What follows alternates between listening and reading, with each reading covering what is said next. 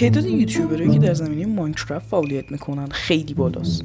نمیدونم، شاید 1000 تا، 2000 تا، 10,000 تا، یا شاید هم حتی 100,000 تا. اینو من نمیدونم، فقط خدا میدونه.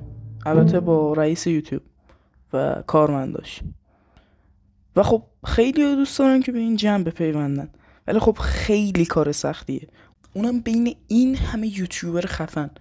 بعد حالا فرض کن تو ایران هم باشی.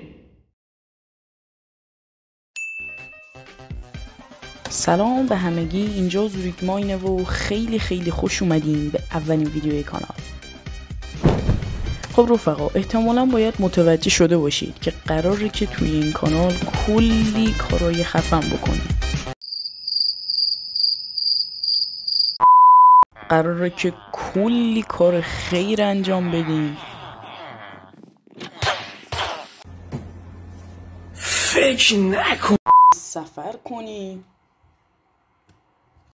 و کلی کار دیگه که الان انقدر زیادن که نمیتونم بگم.